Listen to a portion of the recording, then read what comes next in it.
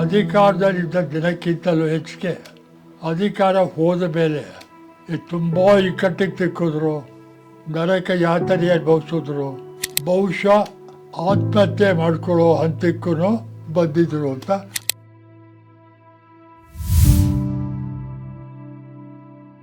ಐದತ್ತು ನಿಮಿಷ ಮಾತಿ ಆಡಲಿಲ್ಲ ಅರಸೋರು ಅರ್ಸ್ನವರು. ನಿಮ್ಮನ್ನ ನೋಡಿ ನಾನು ಪ್ರಶ್ನೆ ಕೇಳಿದೆ, ಕರೆದು ಯಾತಿತ್ತಂದ ನನ್ನ ಪ್ರಾಣ ಕೊಡೋದು ಬಿಟ್ಟು ನಿಮ್ಗೆ ಏನು ಕೆಲಸ ಬೇಕಾದ್ರೂ ಮಾಡ್ತೀನಿ ನೀವು ಹೇಳಿದ್ದು. ಫಸ್ಟು ಇಂದಿರಾ ಗಾಂಧಿ ಲಾಯಲ್ಲು ಅಪಾಯಿಂಟ್ಮೆಂಟ್ ಕೊಟ್ಬಿಟ್ಟು ಕ್ಯಾನ್ಸಲ್ ಮಾಡಿದ್ದಾರೆ ಕೊನೆಗಳಿಗೆಲ್ಲ. ಇಂದಿರಾ ಗಾಂಧಿ ಕ್ಯಾನ್ಸಲ್ ಮಾಡಿ ಫ್ಲೈಟ್ ಹತ್ಕೊಂಡು ಡೆಲ್ಲಿಗೆ ಹೊಟ್ಟೋದ್ರು.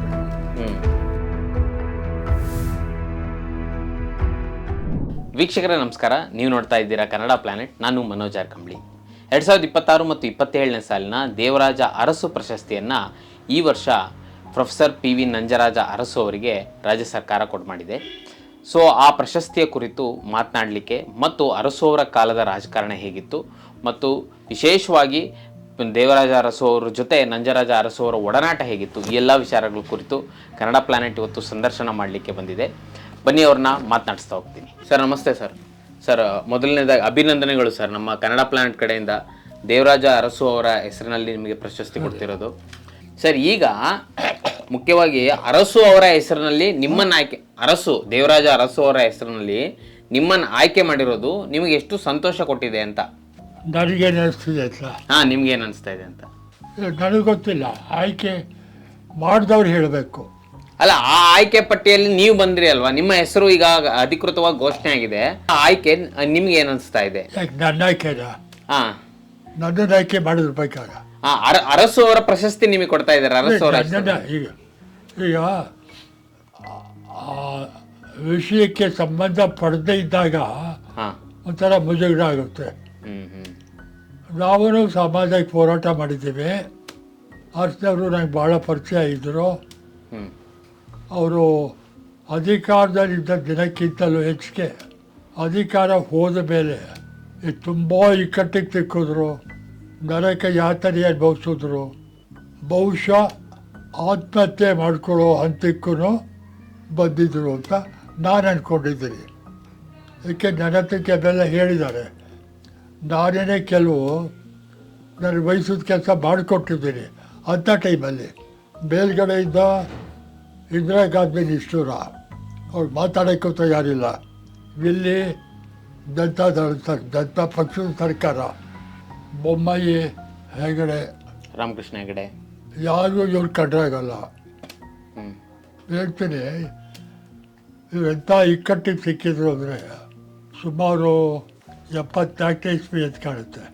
ಇವರು ನನಗೆ ಅರ್ಸ್ನವರ ಹಳೆಯ MD ನಟರಾಜು ಮಗಳು ನಾಗರತ್ನ, ಎರಡನೇ ಮಗಳು ಫೋನ್ ಮಾಡಿದ್ರು, ಅಪ್ಪಾಜಿ ನಿಮ್ಮನ್ನು ನೋಡ್ಬೇಕಂತ ಅರ್ಜೆಂಟಾಗಿ ಕರ್ಕೊಂಬ ಅಂತ ಹೇಳಿದ್ದಾರೆ. 6 ಗಂಟೆ ಆಗಿತ್ತು ಸಂಜೆ. ಸರಿ ಬಾ ಅಂದೆ. ಮನೆಗೆ ಬಂದು ಅವ್ರ ಕಾರಲ್ಲಿ ಕರ್ಕೊಂಡೋದ್ರು. ಕ್ವಾರ್ಟರ್ಸ್ಲಿದ್ರು, ಮಿಲಿಟ್ರಿ ಕ್ವಾರ್ಟರ್ಸು. ಅವ್ರ ಹೆಸರಿಲ್ಲ, ಲಕ್ಷ್ಮೀ ಸಾಗರ್ ಅಂತ ಜನತಾ ಪಕ್ಷ ಲೀಡರ್ ಇದ್ರು, ಅವ್ರ ಹೆಸರಿತ್ತು, MLC ಅವರು. ಆ ಮನೆಯಲ್ಲಿ ಇವರಿದ್ದರು. ಅಲ್ಲಿಗೆ ಹೋದ್ವಿ. ನಾನು ನಟರಾಜ್ ಅಲ್ಲಿ ಬಿಟ್ಬಿಟ್ಟು ಅವರೊಬ್ಬರೇ ಇದ್ದವರು ಹೊರಟೋದ್ರು. ಮುಂದ್ಗಡೆ ರೂಮಲ್ಲಿ ಇವ್ರು ಕೂತಿದ್ರು, ನಾನು ಪಕ್ಕ ಕೂತೆ. ಎಲ್ಲರೂ ನಮ್ಮ ಅಪ್ಪಾಜಿ ಅಂತ ಕರೆಯೋರು. ಏನು ಅರ್ಜೆಂಟಾಗಿ ನಾಗರತ್ನ ಹೇಳಿದ್ರು, ಬಿಟ್ಟೋದ್ಲು. ಅರ್ಜೆಂಟ್ ನೋಡಬೇಕು ಅಂತಿರುತ್ತೆ. ಏನು ಒಂದು 5-10 ನಿಮಿಷ ಮಾತಿ ಆಡಲಿಲ್ಲ ಅರಸನವರು. ನಿಮ್ಮನ್ನು ನೋಡಿ ನಾನು ಪ್ರಶ್ನೆ ಕೇಳಿದೆ, ಕರೆದು ಯಾತಿತ್ತಂದ ನಾನೆಲ್ಲೂ ಮೈಸೂರು ಮನೆ ಕಡೆ ಹೋಗ್ತಿದ್ದವನ್ನ ಅರ್ಜೆಂಟ್ ನೋಡ್ಬೇಕಂತ ಅಪ್ಪಾಜಿ ನನ್ನ ಕಾರಲ್ಲಿ ಹೊತ್ಕೊಂಡ್ಬಂದು ಬಿಟ್ಟು ಹೊಟ್ಟೋದ್ರಿ. ಅವರು ಹೊಟ್ಟೋದ್ರು. ನಾವಿಬ್ಬರೇ ಆ ಮನೆಯಲ್ಲಿ ಸುಮ್ಮನೆ ನೋಡ್ತಾರೆ, ಬಾಗಿಲಾಚೆ ನೋಡ್ತಾರೆ. ಹೇಳಿ ನಾನು ಮೈಸೂರಿಗೆ ಹೋಗಬೇಕು, ಕೈ ಇಟ್ಕೊಂಡ್ಬಿಟ್ರು. ಬಿಡಿಸ್ಬೇಕಿಲ್ಲ. ನಾನು ಬೈಕೊಂಡೆ, ಒಳ್ಳೆ ಗ್ರಾಚಾರವಲ್ಲಿ ಇವತ್ತು ಟಪ್ ಅಂತ ಒಂದು ಹನಿ ಕಣ್ಣೀರು ಬಿತ್ತು ಕೈ ಮೇಲೆ. ಗಾಬರಿ ಆಗ್ಬಿಡ್ತು. ಅವ್ರ ಮುಖ ನೋಡಿದೆ, ಅವ್ರದ್ದೇ ಕಣ್ಣೀರು.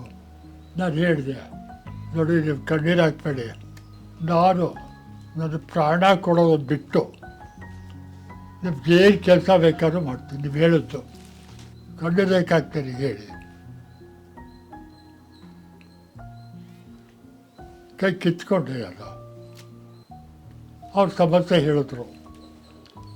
ಇಂದಿರಾ ಗಾಂಧಿಗೆ ಅವ್ರಿಗೆ ಭಿನ್ನಾಭಿಪ್ರಾಯ ಯಾವ ಮಟ್ಟಿಗೆ ಬಂದಿದೆ.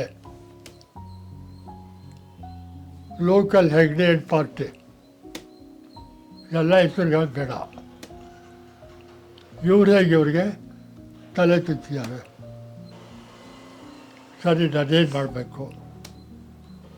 ನಾನು ಹೇಳಿ, ಇಂದಿರಾ ಗಾಂಧಿದು ಮಗನಲ್ಲಿ ಪೋತಿದಾರಂತ ಅವ್ರಿಗೆ ಪೊಲಿಟಿಕಲ್ ಅಡ್ವೈಸರು, ಅವ್ರ ಮನೇಲೇ ಅವ್ರ ಕ್ಯಾಂಪು. ಇಂದಿರಾ ಗಾಂಧಿ ಮನೆ ಕಾಂಪೌಂಡ್ ಒಳಗೆ ಅವ್ರದ್ದೇ ಒಂದು ಆಫೀಸು. ನನಗೆ ತುಂಬ ಆತ್ಮೀಯ ಆತ ನನಗೆ ಪರಿಚಯ ಆಗಿದ್ದು ಆಚಾರ್ಯ ವಿನೋಬಾ ಭಾವೆ ಅವರ ಸಾಕು ಮಗಳ ರೀತಿ ಒಬ್ಬಳಿದ್ಲು, ನಿರ್ಮಲಾ ದೇಶಪಾಂಡೆ. ಆಕೆಯಿಂದ ನನಗೆ ಪರಿಚಯ. ನಿರ್ಮಲಾ ದೇಶಪಾಂಡೆ ಅವ್ರು ನಾನು ಅಕ್ಕ ಅಂತ ಕರೀತಿದ್ದೆ, ತುಂಬ ಒಳ್ಳೆಯ. ಅವರು ಇಂದಿರಾ ಗಾಂಧಿ ಟು ಎಲ್ಲರೂ ಭಾಳ ಕ್ಲೋಸು.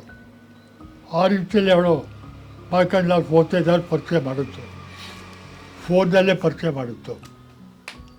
ಆಮೇಲೆ ಡೆಲ್ಲಿಗೆ ಹೋದಾಗ ಆಯಿತು. ಇಂದಿರಾ ಗಾಂಧಿದು ಏನು ಪ್ರಾಬ್ಲಮ್ ಇದೆ, ಅದೇನಾಗಿದೆ, ಇವು ಫಸ್ಟು ಇಂದಿರಾ ಗಾಂಧಿಗೆ ಲಾಯಲ್ಲು, ಆಗ್ತಾನೆ ಇವ್ರು ಸಿ ಎಮ್ ಅಂತು, ಪಕ್ಷ ಕಟ್ಟಿದ್ರು, ಸಿ ಎಮ್ ಆದರು. ಆಮೇಲೆ ಚಾಡಿ ಹೇಳೋರು ಜಾಸ್ತಿ ಆದರು, ಆಕೆ ಡಾಮಿನೇಷನ್ ಜಾಸ್ತಿ ಆಯಿತು, ಇವ್ರು ಬೇರೆ ಆದರು. ಇವ್ರ ಜೊತೆ ಮಾತಾಡೋಲ್ಲ, ತೆಗಿಬೇಕು ಇವ್ರನ್ನ ಅಂತ ಆಕೆ ಅರಸೋರ್ನ ಟೈಮ್ ಕೊಟ್ಟು ಬರ್ತಿರಲಿಲ್ಲ. ನಾನೊಂದು ದಿನ ಅಪಾಯಿಂಟ್ಮೆಂಟ್ ಫಿಕ್ಸ್ ಮಾಡಿಸಿದ್ದೆ. ಅದೇ ಫೋಟೋದಾರಿಗೆ ಹೇಳಿ ಡೆಲ್ಲಿಗೆ ಇವ್ರು ಹೋಗಿ ಅಲ್ಲಿ ಮಾತಾಡಿ ಅವರ ಸಮಸ್ಯೆಗಳ ಬಗೆಹರಿಸ್ಕೊಂಬಿಡಿ.